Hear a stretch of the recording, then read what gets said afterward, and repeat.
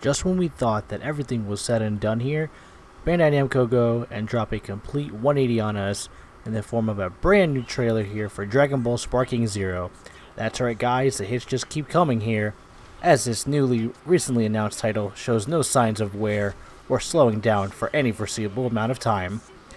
In the form of this brand new trailer here, featuring both Goku and of course Vegeta, as the destined rivals that they are and will always be, in this trailer here, highlighting all of their unique Super Saiyan transformations from across the Dragon Ball franchise as a whole for the newly announced Dragon Ball Sparking Zero, aka, as it should rightfully be called, Budokai Tenkaichi 4. So if you like what you see from this video here and everything I have going on, breaking down my thoughts and predictions here as to what Sparking Zero's story mode will actually be like, and what hopefully it will aspire to be, in the spirit of Dragon Ball games here, then be sure to give this video a like and also comment on your favorite moment from this as well.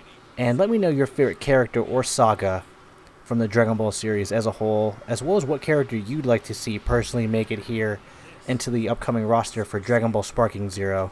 With all that being said, let's get right on into things here guys, and quickly go over this recently released trailer here for Sparking Zero, showing off Goku and Vegeta, like I said, in their most iconic forms throughout the series, from their first meeting in the Saiyan saga all the way up through the rest of Dragon Ball Z and then into Dragon Ball Super.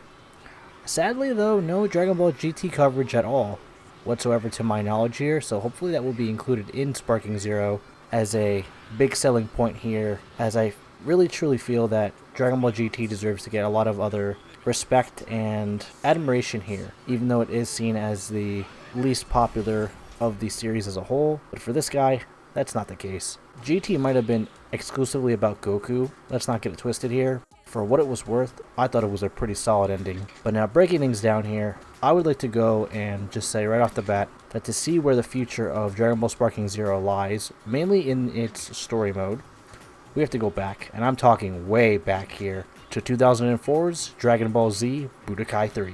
With this story mode here, not only were we able to play as other characters besides Goku of course, but you had Gohan, Piccolo, Vegeta, heck, even Broly was playable here, the legendary Super Saiyan himself.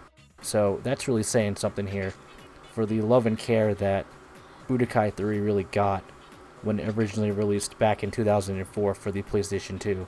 But what I want to focus on though here, more specifically, is the story mode of Budokai 3 and its effect that I feel it could have here on Sparking Zero's development. So first up, I feel that even though Budokai 3's story is a bit linear in terms of course following the major plot points and going from fight to fight, there was a twist to this story mode though, however, that being the fact that there is a small but faithful recreation of the Dragon Ball world itself.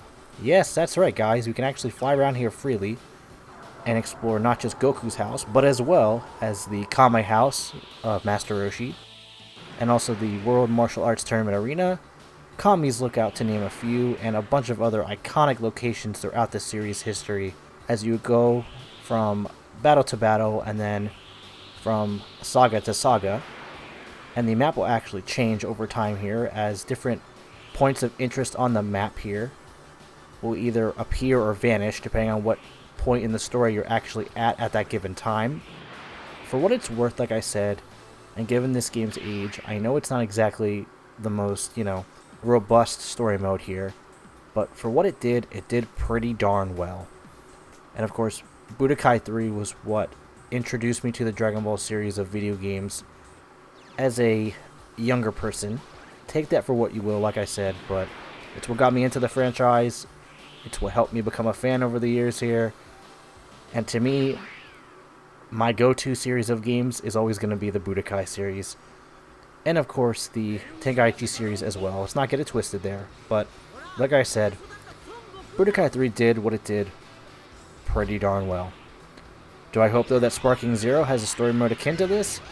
No, not at all. I really hope that Sparking Zero borrows elements from the Budokai series in terms of the perhaps little overworld map, if there is one, given to us, to explore the Dragon Ball world in all its glory here, and really get a more immersive feeling about this world that we're going to be in for a very long time, especially now considering not just the Dragon Ball Z portion of the story, but hopefully we'll be getting the original Dragon Ball portion as well. And then on top of that, Dragon Ball GT, hopefully, like I said, will be included. And then, of course, the whole entire duration of Dragon Ball Super and all of those sagas there. And hopefully, as the cherry on top, we can also get the Dragon Ball movies as well. More specifically, the newer Dragon Ball Super movies adapted. So that being Battle of Gods, Resurrection of F with Frieza, the Broly movie with the new canonical version of Broly as well. And then, more recently, the newest Dragon Ball film, that being Dragon Ball Super Superhero with Beast Gohan and Cell Max and whatnot being introduced as the new powerful forms. So hopefully all this and then some will be included here. That highlights my next point here, that being Dragon Ball Z Budokai Tenkaichi 2. The first Tenkaichi game was not really anything special in terms of its story mode. Yeah, you went from battle to battle, iconic enemy to other iconic enemy and whatnot. But after a little bit of that, it kind of got stale, and it was just sort of more or less of the same thing. Now with Tenkaichi 2 though, that's where things were really different and were shooken up here, you could say.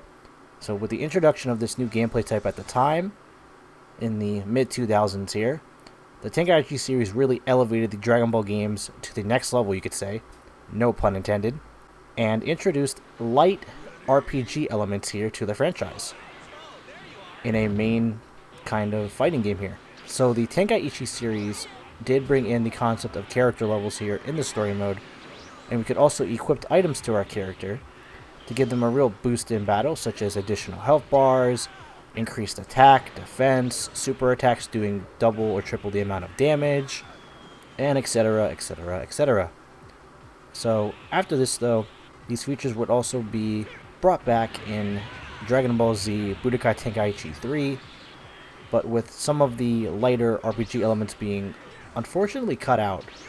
I for one thought though that these were a great addition to the series and really wish they could have been improved on and kept in Tenkaichi 3 to really help keep it more of a guessing game in terms of combat, instead of just mashing the same button over and over again, or simply doing the one most powerful move in your arsenal to take care of enemies and literally blow them off the screen. In my opinion here, I feel like RPG elements from this game should hopefully make some sort of return in Sparking Zero as a way to honor this game more specifically. It was also nice just as a whole. Also in general here, I know it was a little thing and all, but it was always nice to have your characters have the ability to be leveled up after each major fight throughout the series, or playing through one of the Dragon Ball movies and their set of fights as well, and their own little dedicated sagas and whatnot. It was just something that was like the cherry on top, the true, you could say, chef's kiss. Dragon Ball Z Tenkaichi 3, which released in 2007, and was the last major game in the series here, has all eyes from the community and then some on it. So hopefully, like I said, Sparking Zero here will take a lot of notes from these past titles. Despite their age being readily apparent, I feel like even though these older titles here had smaller scale cutscenes and whatnot, and all these other different types of different game elements and genres thrown together, it really helped to create, like I said, a more immersive experience here for not just Dragon Ball fans, but fans of anime arena fighters as a whole. It really helped to draw in more people, I feel, overall, to these sets of games here. Even more than the Budokai games, despite those games being obviously a little bit more competitively viable and whatnot.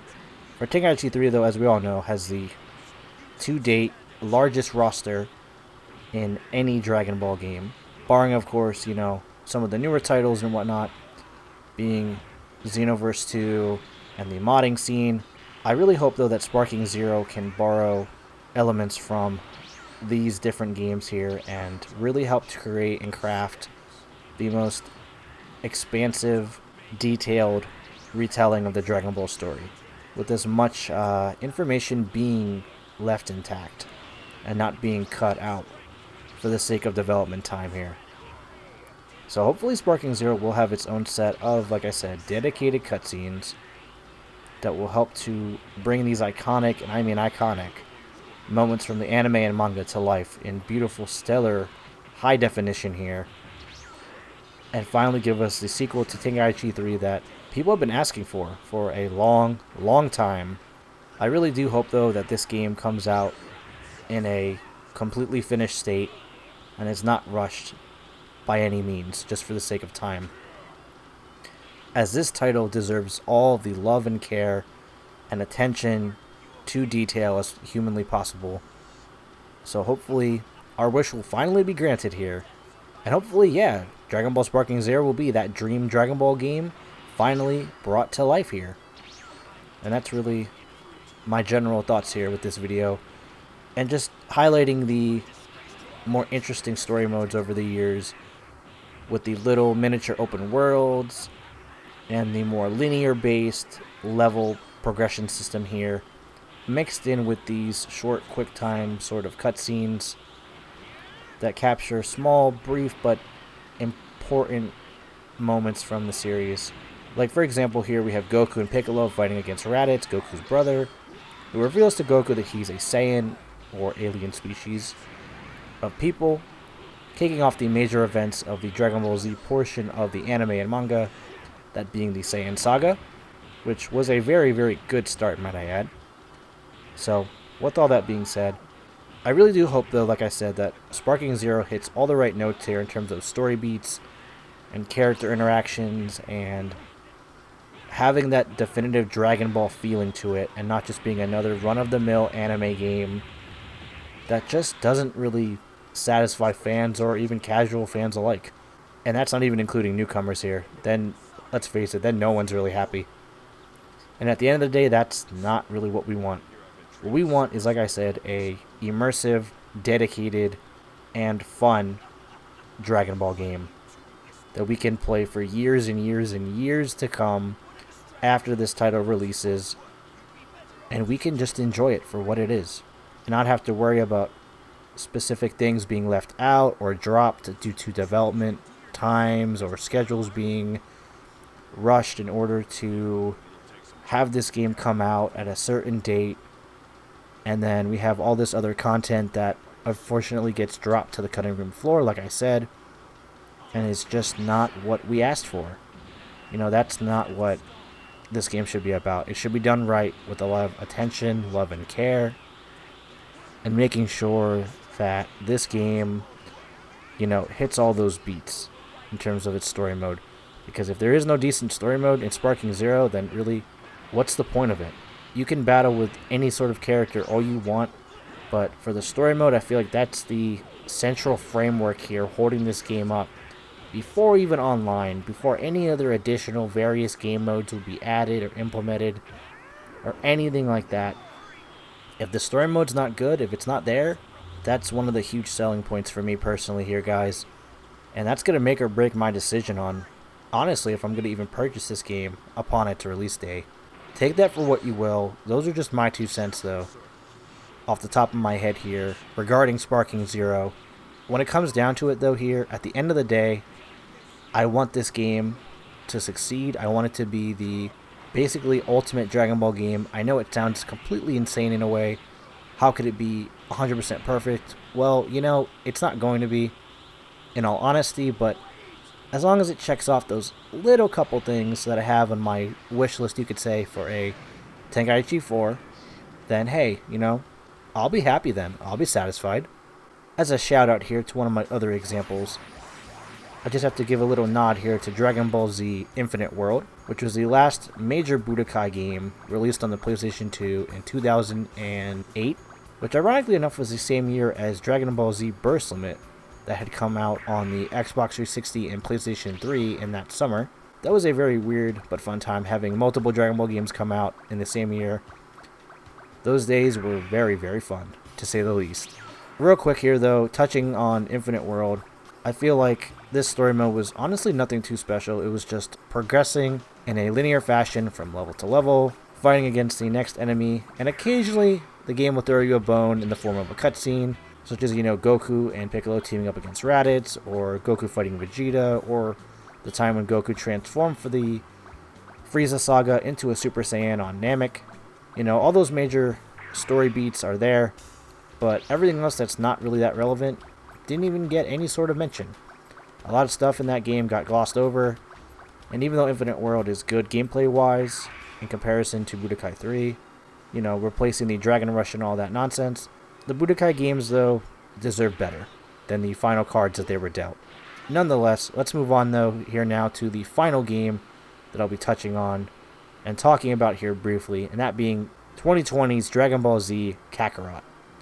So, in this game, it is a full-fledged action RPG title covering the major events of the Dragon Ball series, with the ability to go basically in a open-world type of game and freely run around either on foot, in the air, in any sort of way you can imagine here. You want to fly the Flying Nimbus? You can do it. Do you want to ride General Tao's pillar from Korin's tower that he used in his fight against Goku? You can actually do that. You know, you're not just going from fight to fight and then have cutscenes to tether you in between to keep your interest in stuff. You can freely fly around, like as shown on screen here, and explore the Dragon Ball world in its almost entirety. Before Dragon Ball Z Kakarot here, there was nothing like this except maybe some of the early Game Boy Advance games, such as the Legacy of Goku series.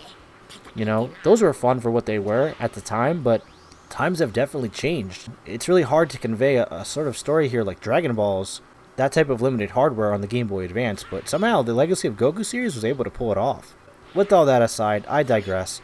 I honestly hope here, though, that all in all, Sparking Zero's story mode gets the love and care and attention, like I said, that it rightfully deserves here, and makes a solid Dragon Ball story, and explains it not just in a easy to digest manner, but shows off a lot of the important moments and details from the characters here that we've grown to know and love from, well, these past few decades now with the franchise, since we all first experienced this truly memorable story of Goku here and his journey to become, well, the protector of Earth.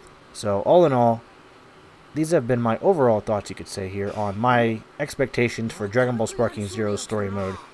I really hope, like I said, this game comes out in a fully finished state and just hits all the right notes for us here, especially for the fans that have been waiting literally over a decade, almost 2 decades for that matter, for a faithful sequel here to Budokai Tenkaichi 3.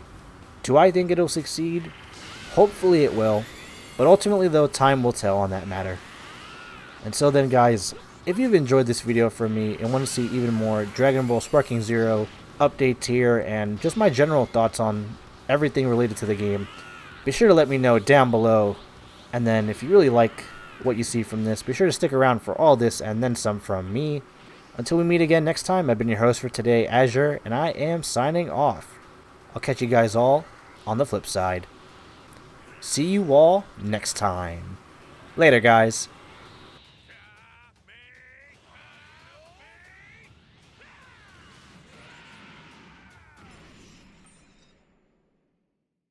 Tremble before my power! I'll show you the horrors of hell.